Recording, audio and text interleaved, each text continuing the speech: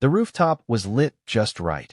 Golden string lights arched across the wooden beams, soft jazz from the quartet drifted into the twilight air, and every guest wore the elegant gleam of champagne and curated happiness. I'd spent weeks organizing this for her, Myra's 35th birthday. A milestone, she said. Not too old, not too young. Just significant enough to warrant a night worth remembering. So I made sure she'd remember. I reserved the private rooftop space 6 months in advance, hired the string quartet she'd cried over during a wedding once, and curated the dinner menu down to the vintage of the wine. Her favorite, a dry red with a cherry twist. Imported, of course. People smiled, clinked glasses, shared stories under the stars.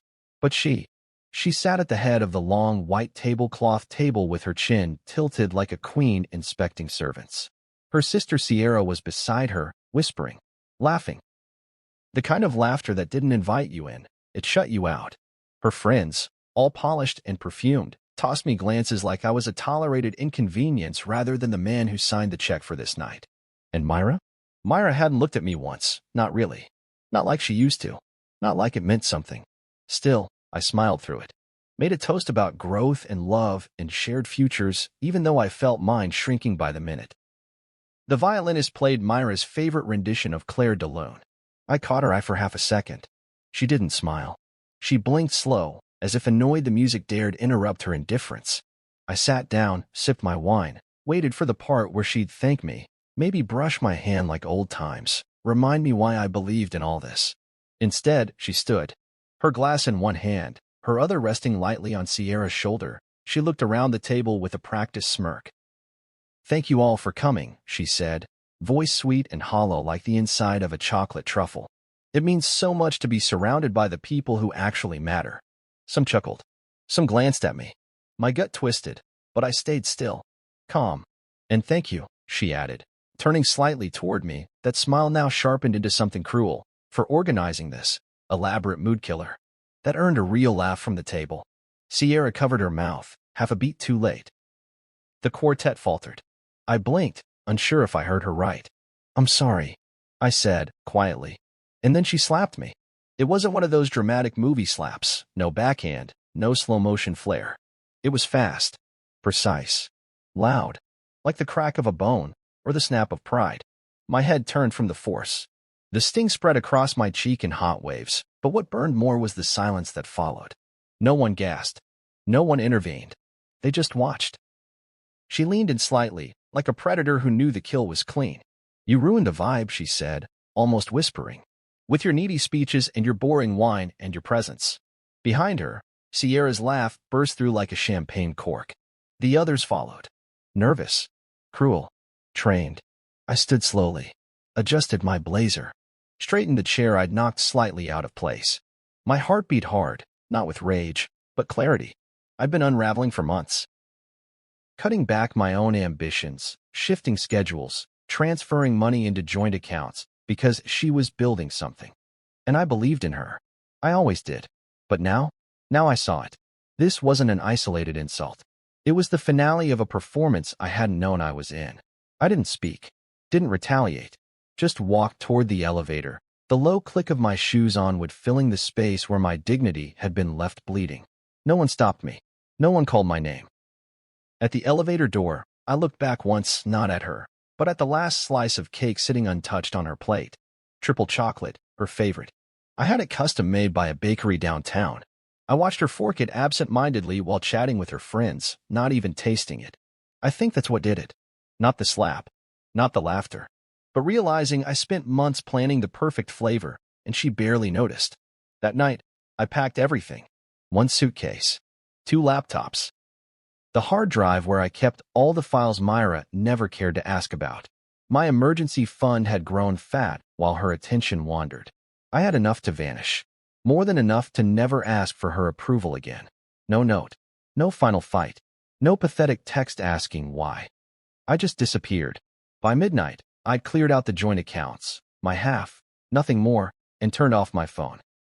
As I drove into the night, the city lights receding behind me like dying embers, I felt it for the first time in years. Silence that wasn't punishment. Silence that healed.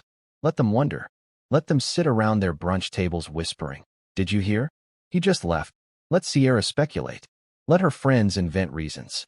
Let Myra eat that last slice of cake with a bitter mouth and no one left to blame.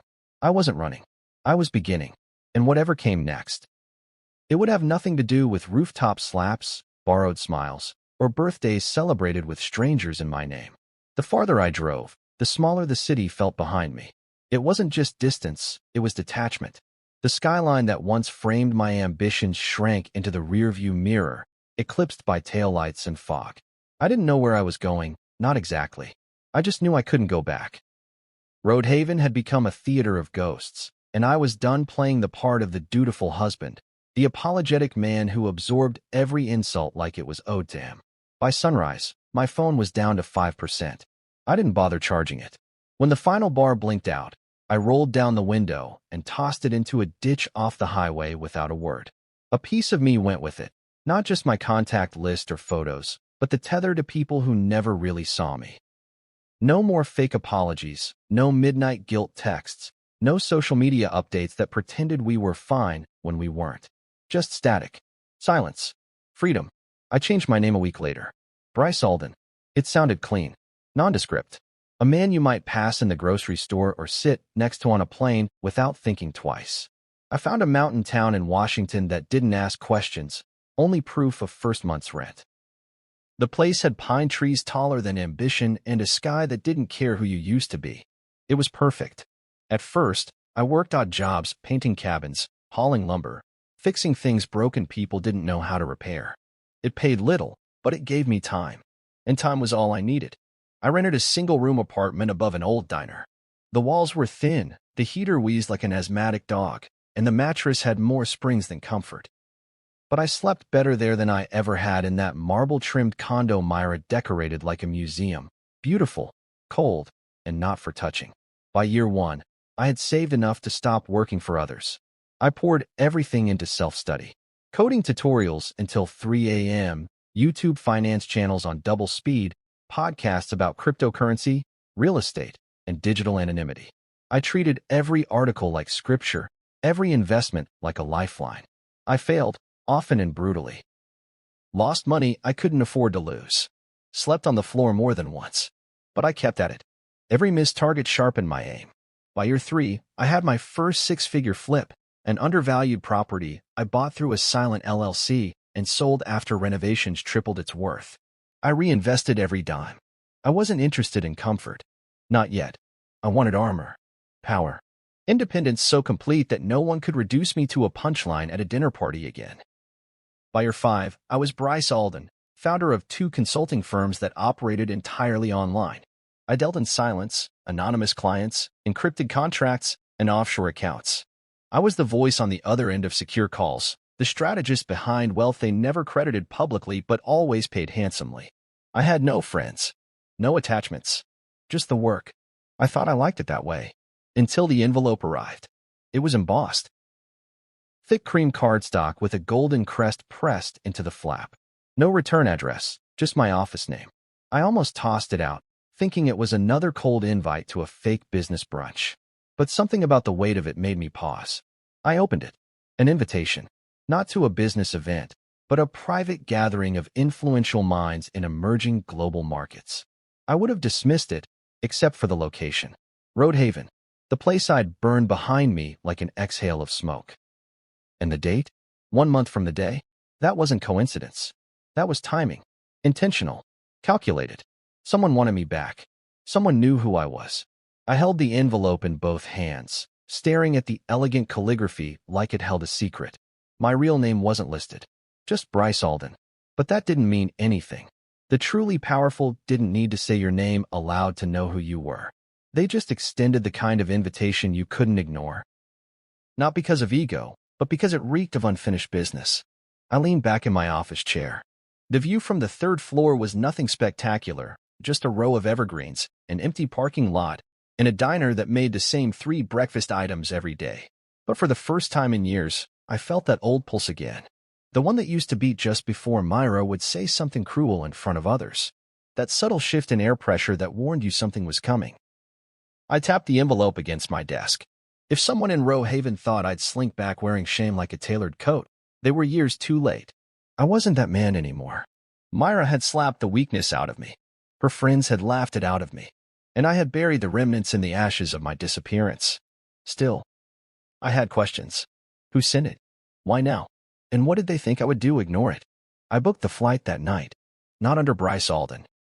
Not under Silas Ward either. An alias, carefully chosen. I didn't need anyone tracing my steps until I knew who was laying the breadcrumbs. I packed light.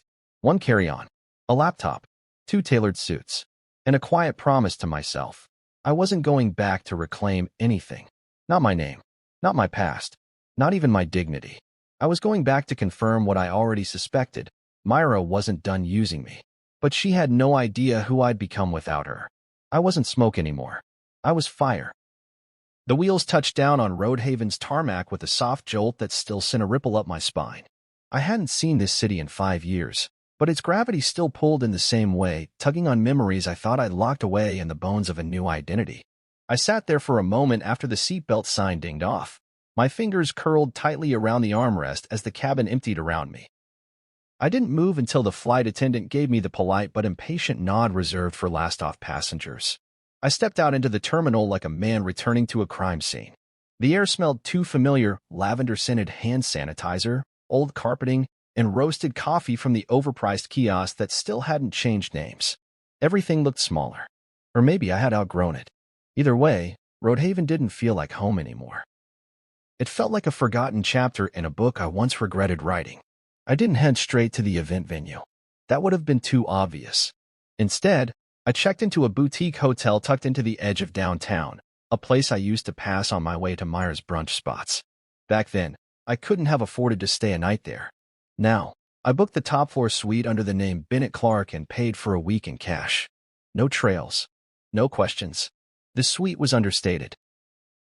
Clean lines, navy blue curtains, and a view of the city's cathedral from one corner of the wide window. I stood there for a long while, watching the city move beneath me. Same streets, same buildings, different man. When the time came, I dressed slow, intentional. Black tailored suit, slate gray tie, platinum cufflinks shaped like arrowheads, quiet, but sharp.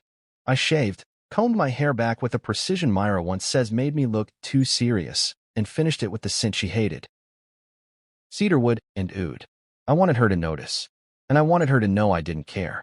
The venue was nestled in the historic district, a remodeled brick building with ivy crawling up its walls like aging secrets.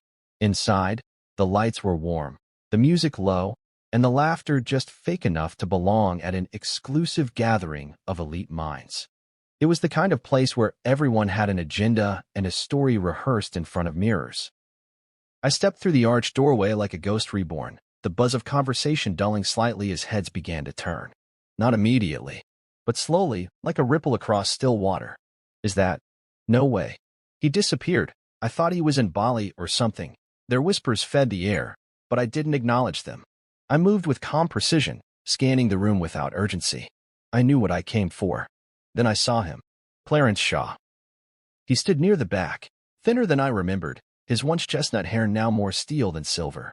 He still wore that crooked grin he'd used on investors and enemies alike, though age had dulled its charm.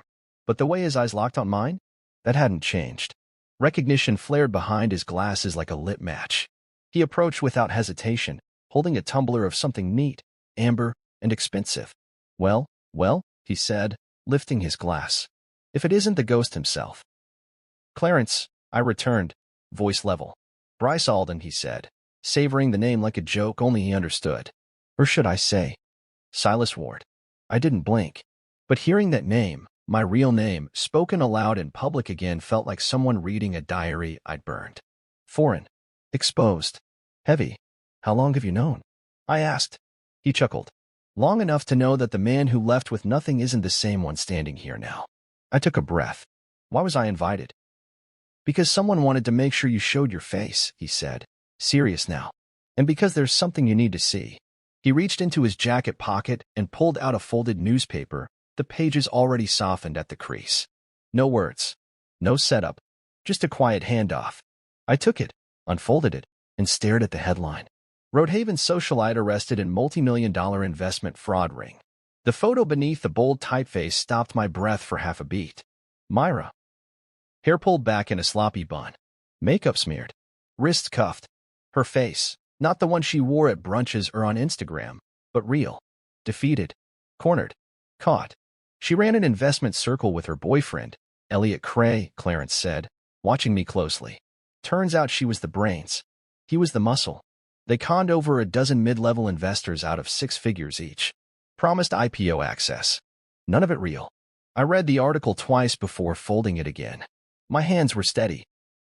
Too steady. She's not just a suspect? I asked. She's the architect, he confirmed.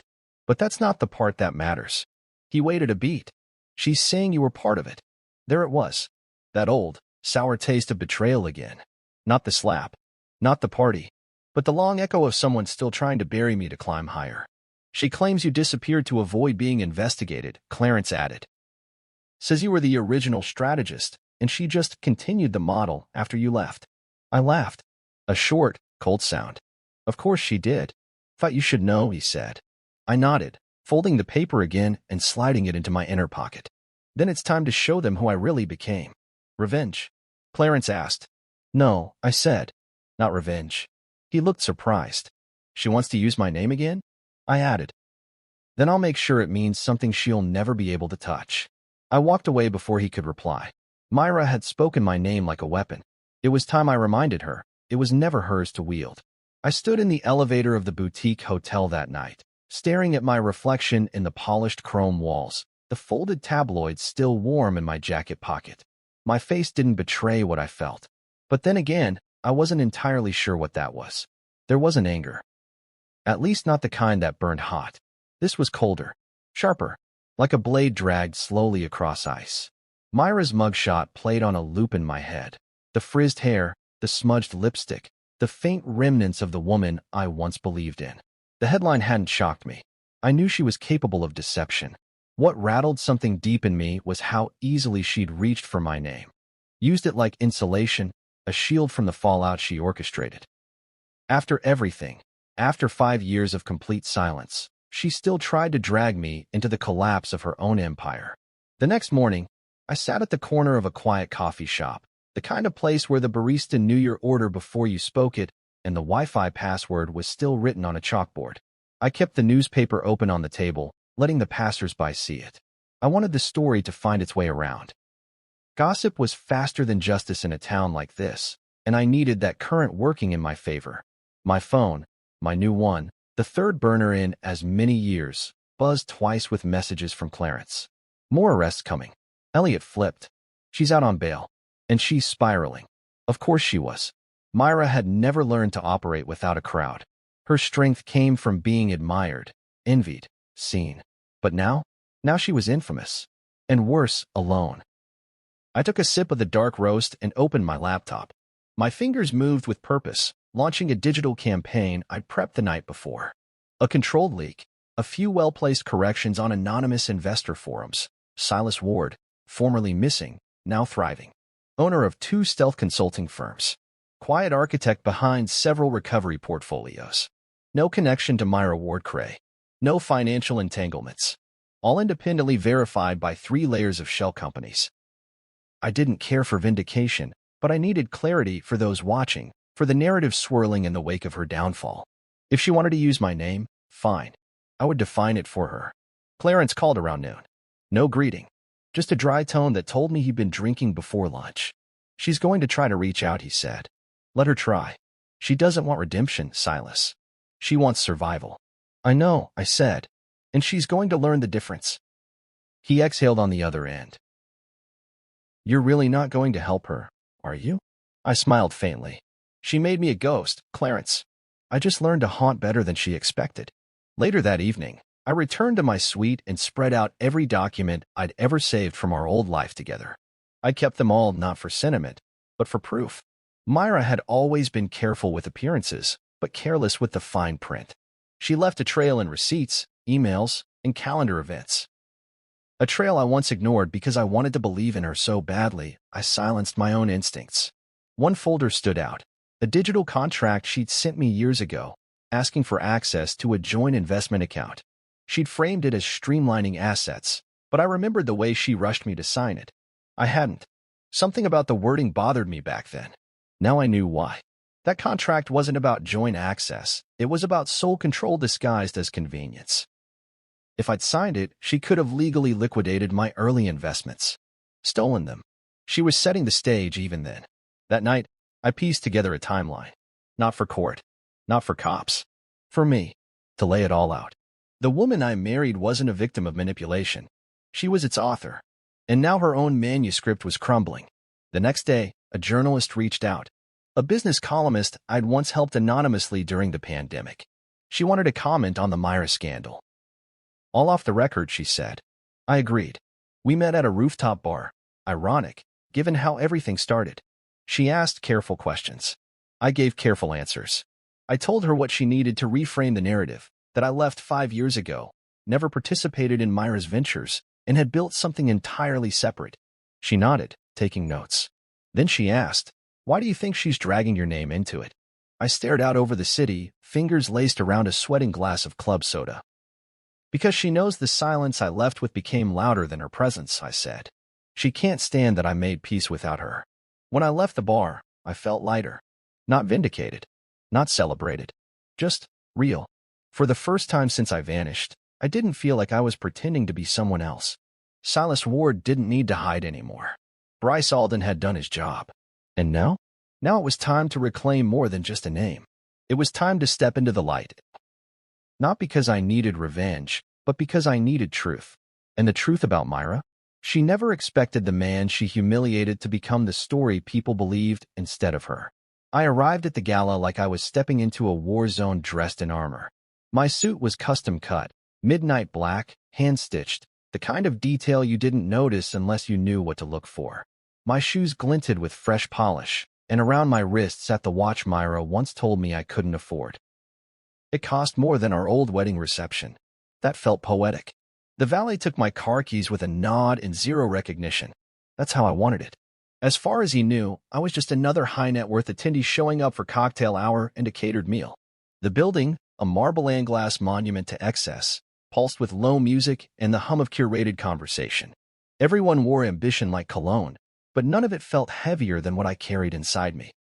At the check-in table, the woman behind the tablet smiled too broadly. "Name, please." I met her gaze directly. Silas Ward. There was a pause, just enough to raise an eyebrow, and then her fingers danced across the screen. "Oh," she said, blinking as the screen confirmed what she must have thought was a ghost entry. "Welcome, Mr. Ward. You're in the executive circle." I nodded. "I know." I didn't bother with the champagne offered at the entrance or the tray of overpriced amuse-bouches circling the floor. I walked straight into the main room, head high, movement slow and deliberate. I wasn't here to blend in. I was here to be seen. And they saw me. It didn't take long for the murmurs to begin. Whispers, sideways glances, shifting conversations. I could almost hear their minds trying to connect the dots. Wasn't that the guy who disappeared? Didn't his wife have some scandal? Wasn't he bankrupt? Arrested? Dead? I let the silence of their uncertainty do the work. Across the ballroom, a live jazz band filled the space with velvet noise. I barely heard it. I was scanning. Not for opportunity, not for connections, but for her. And then I found her. Myra. Standing near the bar in a deep red dress, skin polished, smile flawless, posture perfect. She looked just as she always had, every detail painstakingly arranged. But it was the expression on her face that cracked something inside me. She wasn't smiling for fun. She was smiling because it was the only armor she had left. And then her eyes met mine. She froze. It was subtle at first, just a falter in her posture, a twitch in her fingers as her hand tightened around the wine glass. But I saw it. The way her pupils widened. The sharp intake of breath. Her gaze tried to dismiss me like I was a memory misfiring, but I didn't give her the luxury of pretending. I walked past 3 people to get a clearer line of sight. And that's when it happened. Her glass slipped. Time slowed, the stem hit the floor, and the wine burst like blood on the marble. The crowd turned. Elliot Cray, her newest partner in both crime and scandal, looked confused. Then worried. Then pale. He tried to help her, but she shoved his arm away like his touch disgusted her. She was still staring at me. I didn't smirk. I didn't raise my brow or offer some grand Hollywood line. I just nodded, calm, unreadable, powerful. The kind of nod a man gives when he no longer bleeds where someone else cut him. Then I turned away. That was all it took. I moved through the crowd like smoke, leaving stunned silence in my wake. Conversations paused. People stepped aside. No one dared approach me directly, not yet. The only sound was the hum of a room struggling to recalibrate its hierarchy. I didn't need to announce who I was. My presence did it for me. At the far end of the ballroom, I took a seat beside a hedge fund director who'd once told me I wasn't ready for the big table. He glanced over, recognized me, and smiled like we were old friends. "Silas, still not ready," I said flatly, without looking at him. He swallowed his reply, turned back to his drink, and said nothing more for the rest of the night. From across the room, I could feel Myra watching.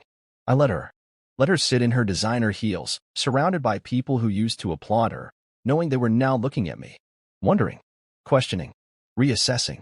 That was the real currency in rooms like this: perception, reputation. And tonight, she had none left. By the time I left the gala, I hadn't spoken a word to her. I didn't need to. The silence said everything. I handed my valet ticket to the same man who hadn't recognized me hours earlier. This time, his eyes lingered. "Mr. Ward," he said softly, unsure. I didn't answer. Just slipped him a $100 tip, slid into the car, and drove off into the night with the hum of applause I didn't need echoing behind me. Myra would go home and replay that moment 1,000 times. The dropped glass. The frozen breath. The look in my eyes that told her I didn't come back for revenge. I came back because I didn't need it. Because the man she thought she broke was standing in a room full of power brokers, and she, once the queen, was now just an echo in a scandal. The man she slapped in front of friends? He was gone. And the man who nodded at her like she was nobody? That was someone she'd never recognize. She came 2 nights later. I'd just gotten back to my hotel suite from a quiet dinner with one of the investment heads who had once ignored my calls and now asked for meetings in private. We'd talk business, yes, but not before he asked the same question everyone else seemed to carry in their pocket lately. "What happened between you and Myra?" I gave him a look that made his voice trail off. That was the power I carried now. Answers cost something. I just loosened my tie, the city light pouring soft gold across the suite's hardwood floors, when I heard the knock. Not the polite kind. Not the firm knock of hotel staff. This was unsure. Hesitant. Familiar. I opened the door, and there she stood. Myra. Her hair was pulled into a messy bun that didn't hide the exhaustion on her face. She wasn't wearing designer this time. No statement jewelry. No gown that clung to her pride. Just a coat over casual black and heels that looked like she had stood in them for hours longer than she wanted. "Silas," she breathed. It was strange to hear her say my name. For years, she'd avoided it. Used nicknames. Pet names. Then she used it in court documents and press releases. And now she said it like a prayer she didn't believe in anymore. "What are you doing here?" I asked, stepping aside. She moved past me without waiting for an invitation. That was Myra, always assuming the door opened for her benefit. But when I closed the door, I didn't move further inside. I let her walk into the space alone, take in the clean order of the room, the open laptop, the leather folder of contracts on the table. "I didn't know where else to go," she said, her voice cracking. I didn't answer. She turned to face me, eyes glassy.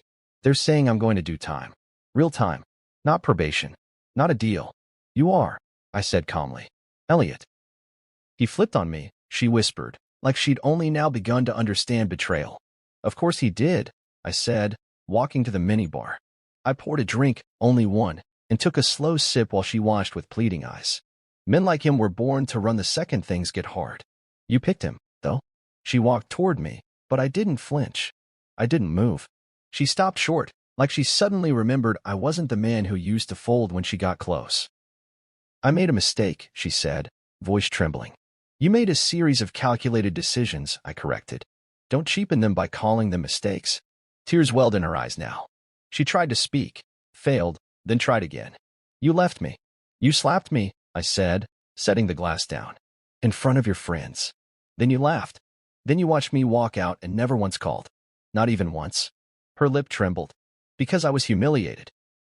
"You humiliated yourself," I said, voice flat. "I just gave you the silence to do it louder." She stepped closer, this time slower. Softer. "You have every right to hate me." I looked her in the eye. "I don't hate you, Myra. Hate would mean I still feel something. But the truth is, you taught me something valuable. You taught me how to disappear, how to rebuild, and most importantly, how to live without needing anyone's applause. She looked down at her hands. They were shaking. I'm scared, Silas. I'm sure you are, I said. But you weren't scared when you dragged my name into your scheme. You weren't scared when you painted me as the man who fled because he had something to hide. I was desperate, she said, voice rising. You don't know what it was like after you left. Everyone turned on me. I had no income, no footing, no accountability. I finished. She looked up, furious now. You think this was easy for me? No, I said. I think it was easy for you until it wasn't. Silence fell between us. She didn't cry anymore. She didn't beg. She just stood there, breathing hard, the weight of her unraveling finally settling on her shoulders. Then she did something I hadn't expected. She dropped to her knees. Please, she whispered. I'll lose everything. I didn't move. I didn't reach for her. I didn't crouch down with that old reflex that once made me want to protect her. I just stepped around her and walked toward the balcony, sliding the door open to let in the cool night air. Behind me, she stayed there, kneeling on the hardwood like it was a confessional booth. I looked out at the city I used to fear returning to and exhaled slowly. You already lost everything, I said without turning back. What you want now is someone to clean up the ashes. Then why let me in? She asked, her voice cracking. Because I wanted you to see the man you could never break, I said. I wanted you to realize this time, there's no game left to play. You already lost. I walked back inside. She was standing now, wiping her face. We didn't exchange another word. I opened the door for her, and this time, she didn't hesitate to walk through it. As she passed, she paused, half in the hallway, half in the room. I loved you, she said. I met her eyes. You loved what I gave you, the man I was. But you never respected the man I became. And then I closed the door behind her. The day of the conference arrived under a clean sky. The city buzzed like it always had, unaware it was about to witness a shift in the power balance it thought it understood. The venue was the tallest tower in downtown Rhode Haven, glass from ground to spire, as if built to reflect only the best parts of whoever stood inside. It was where the elites gathered to talk in codes, sign backroom deals, and nod politely through billion-dollar secrets. This time, I wasn't outside that circle. I was the main event. I took my time dressing. Charcoal suit, no tie, black shirt unbuttoned just enough to show the edge of composure. My hair slicked back. No jewelry. Just a quiet steel watch that ticked with the same patience I'd practiced these last 5 years. The name tag they handed me read Silas Ward, founder, Alden and Mercer Holdings. I pinned it over my chest with no hesitation. The room was packed. Rows of men and women who thought they'd seen the sharpest minds in finance. Their chatter was low, controlled. A few of them recognized me, and I let them. This wasn't the gala, where presence alone was power. Today was about precision, about reminding them that the man who'd vanished wasn't running, he was rebuilding. Clarence met me backstage before the keynote. Everything good? He asked, checking his watch though we both knew the timing didn't matter. I gave a slow nod. It's not about the speech. No, he agreed. It's about the silence afterward. What they do with it. He stepped aside, and the organizer waved me forward. As I walked toward the stage, the spotlight caught me like a warm flood. The applause started low, unsure, hesitant, until enough people joined in to make it respectable. I took my place behind the podium and looked out across a sea of reputations and bank accounts. Then I began. When I disappeared 5 years ago, I said calmly, people thought it was weakness, that I couldn't handle the pressure, the failure, the personal collapse. They whispered that I ran. A ripple of murmurs moved through the room. But I didn't run, I continued. I recalibrated. I talked about anonymity as strength, about resilience born not from accolades, but from betrayal. I never used Myra's name, never mentioned Elliot or the scandal directly. I didn't need to. Every word was a scalpel cutting close to the truth without ever bleeding it. I spoke about losing everything and realizing most of it wasn't worth keeping. About how wealth, when built in silence, becomes unshakable. About the power of reinventing your narrative without needing to explain it to anyone. Disappearing, I said near the end, isn't cowardice. Sometimes, it's strategy. I saw faces shift in the audience. Some stiffened, some leaned in, others scribbled notes like they were catching wind of a new religion. But two faces stood out most, Myra and Elliot. Seated near the back, She wore a powder blue dress that screamed desperation. He looked like he hadn't slept in days. They weren't clapping. They were staring. By the time I stepped off the stage, half the room was on their feet. My phone buzzed in my pocket with new meeting requests, offers, invites. But I ignored them. Clarence greeted me with a nod of restrained pride. "You flipped the room," he said quietly. "No," I replied. I reminded them who's already standing. As the conference broke into networking sessions, the aftermath began to unfold like clockwork. I watched from a side lounge as conversations changed tone. Elliot approached a tech investor who once backed him blindly, only to be met with polite excuses. Another associate of his walked away mid-sentence after glancing at me across the room. Myra followed Elliot from group to group, trying to smile, trying to pretend they hadn't just been stripped of the one thing they thrived on, perception. Later that evening, a headline hit one of the business blogs. From Ghost to Guru, the return of Silas Ward. The article didn't just praise the speech. It dissected it. Replay quotes. Included screenshots of old speculation about my disappearance and overlaid them with new evidence of my success. I hadn't given them my resume, but someone had leaked just enough to paint the right picture. I suspected Clarence. I didn't mind. And just like that, the narrative flipped. My name no longer lingered in the shadow of Myra's scandal. Now, it danced in boardrooms. I wasn't the husband who left, I was the strategist who rose. The man who vanished and came back sharper than before. Executives who once avoided eye contact were now sending emissaries to feel out partnership opportunities. Venture firms whispered about silent capital injections. I didn't chase any of it. I just kept moving forward. In the following days, word spread that several major investors were pulling out of Elliot's fund. His name was being scrubbed from certain documents. One legal firm quietly distanced themselves from Myra's case. She tried to give an interview the morning after the conference. They aired a 30-second clip, then pivoted to my speech for the remaining 5 minutes. That's when I knew. She wasn't news anymore. I was. She used to measure her power by who paid attention to her. Now, she watched her relevance expire in real time. Her calls went unanswered. Her efforts to shift blame got drowned out by the headlines that didn't care what she had to say. And the man she once embarrassed in front of a rooftop crowd? He stood tall. Name clean, voice sharp, and future blazing ahead. The next day, Clarence sent me a photo from a quiet dinner he was having with a few old colleagues. They were toasting. The caption? To the ghost who came back with fire. I didn't reply. I just looked out over the city from my suite window, hands in my pockets, and let the moment settle. I hadn't chased revenge. I hadn't begged for acknowledgement. I had simply rebuilt, so completely, so undeniably, that the truth no longer needed to be said out loud. It was printed. It was whispered. It was known.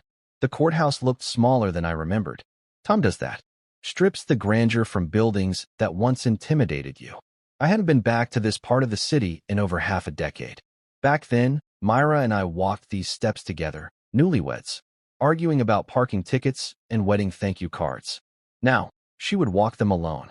Or worse, escorted by armed deputies with tight expressions and itchy holsters. I didn't attend the hearing in person. I had nothing to prove by sitting in the gallery like some bitter ex, arms crossed, waiting for her to fall apart in front of a judge. I had no appetite for gloating, no interest in vengeance. I simply wanted closure on my terms, in my time. So I watched from my suite, the live stream flickering across my television like a slow-motion reckoning. The courtroom was cold. Even on screen, you could feel the chill in the way Myra shifted uncomfortably in her seat, wrapped in a pale blazer that couldn't shield her from what was coming. Her hair was pulled back tightly, makeup done just enough to look put together. But there was no fire behind her eyes. No smirk. Just silence. She looked like a woman finally realizing she'd run out of mirrors to lie to. The prosecution began with the basics.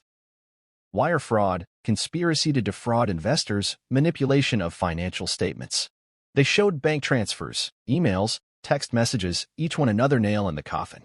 The room didn't gasp or shift in disbelief. That happened weeks ago. Today was about summing up the wreckage and assigning a price.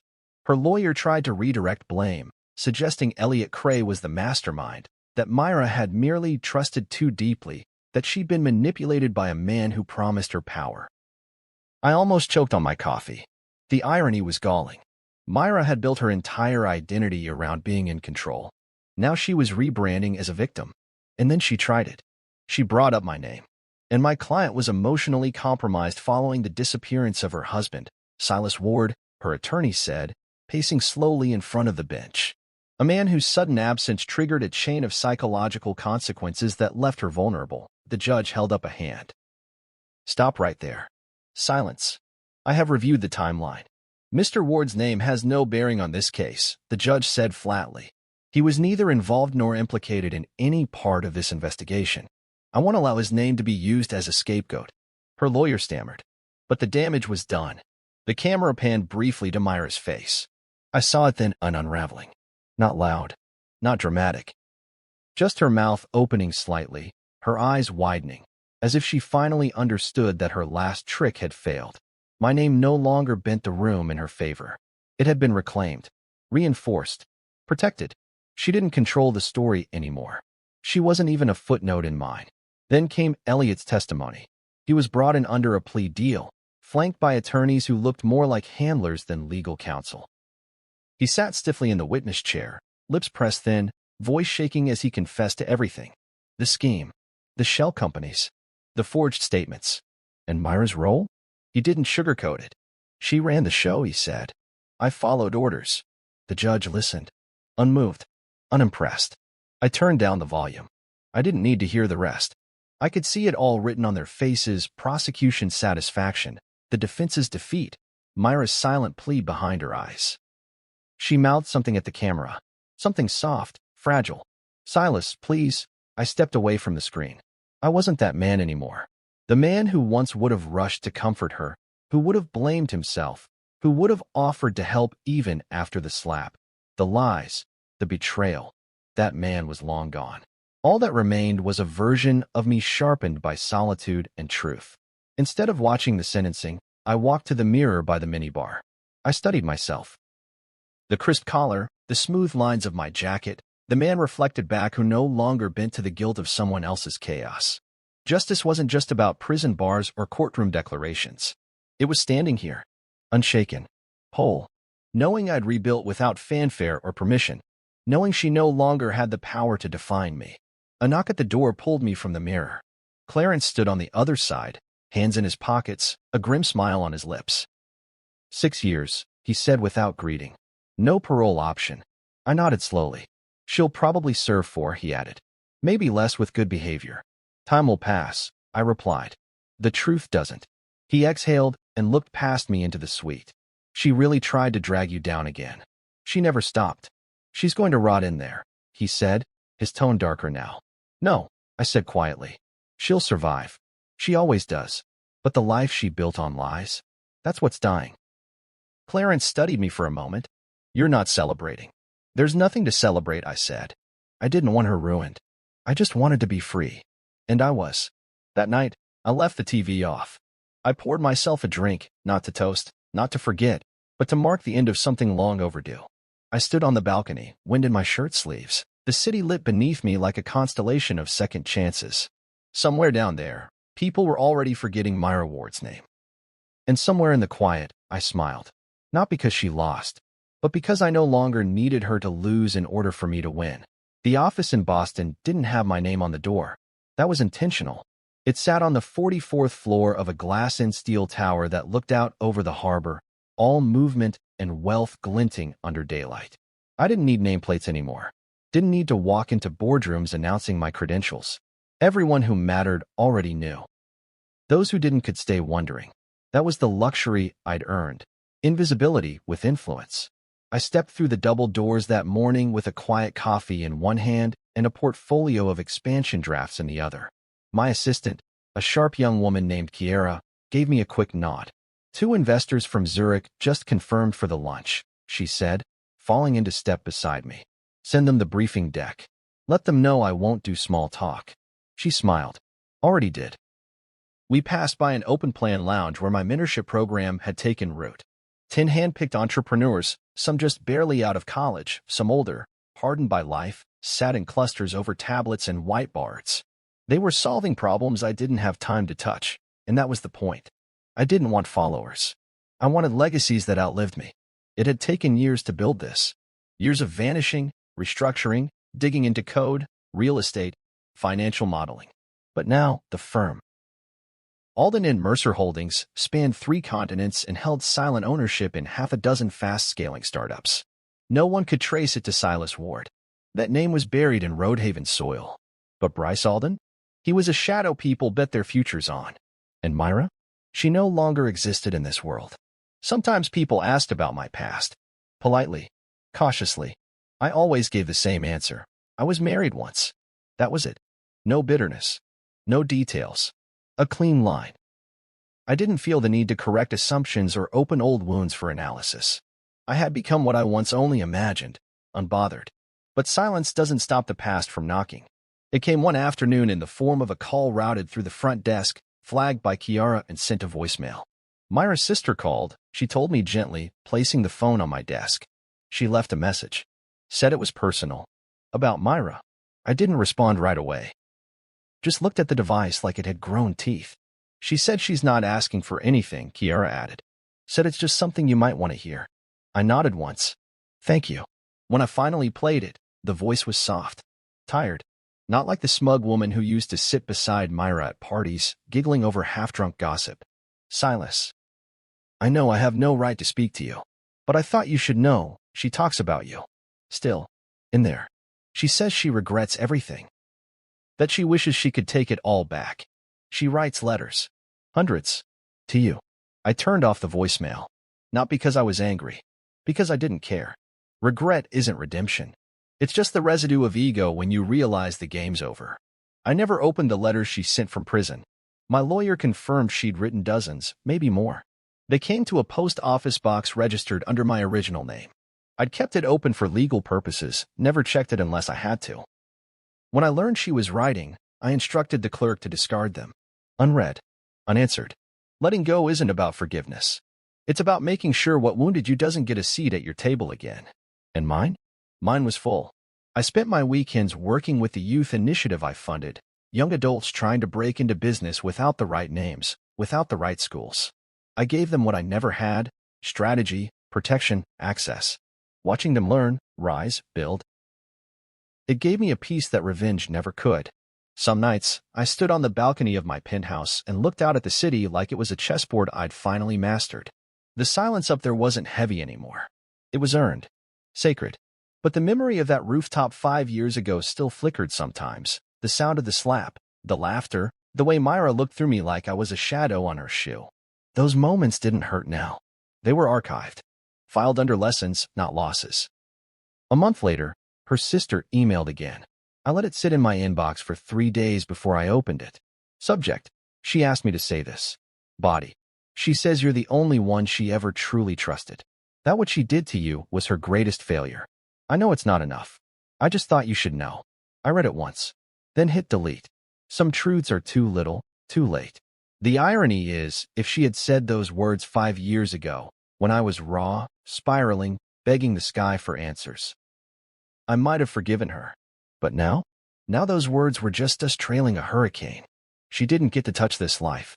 Not the firm. Not the mentorship program. Not the penthouse overlooking a city she no longer had access to. She didn't get to sit at any table where my name carried weight.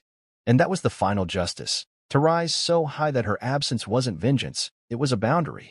I poured myself a drink that night, one hand resting on the glass railing of the balcony. The city lights blinked back like stars I could touch. Somewhere out there, Myra was counting down days on a sentence she earned. And me? I was building days she'd never be part of. The flight back to Roadhaven felt like flipping through an old photo album, familiar streets, aging corners, trees that once shaded my walk to school now bending under time. But this return wasn't wrapped in shadows or questions. There was no alias this time. No ducked head. I booked the flight in my real name. Silas Ward. This wasn't a mission. It was a homecoming.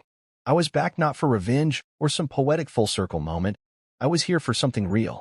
Something better. The youth center ribbon cutting had been planned for months, and I insisted on doing it in the very neighborhood that once taught me to fight for scraps of respect.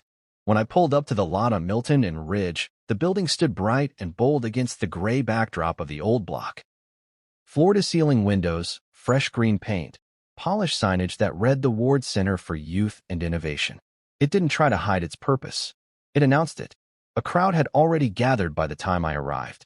Some were locals, mothers with strollers, teens in hoodies with hopeful eyes.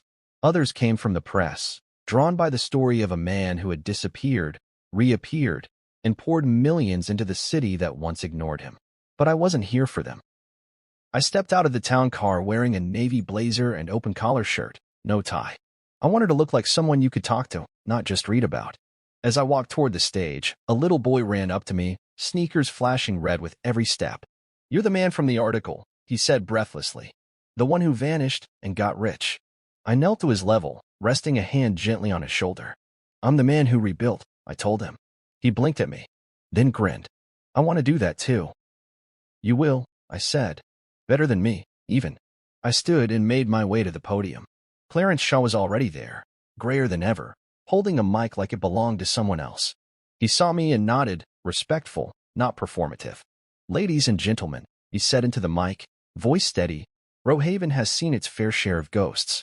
But today we welcome back one who returned not for headlines, but for legacy. Please welcome our guest of honor." Silas Ward. Applause filled the space. But this wasn't like the polite claps at conferences or forced ovations at galas. This was real. Hands meeting out of admiration, out of gratitude. I looked into the crowd and saw faces I used to pass every day, the bodega owner who let me keep a running tab, the barber who gave me free cuts when I was between paychecks, the teacher who once pulled me aside and whispered, "Don't let them make you small." I stepped up to the mic, the sun warm on my face, and looked out over the place that built me. When I left the city 5 years ago, I began. I didn't know if I'd ever come back. I didn't know if I wanted to.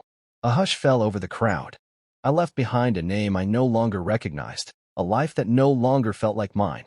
And in the silence that followed, I rebuilt, piece by piece, scar by scar, alone, until I realized true strength isn't in running from your past.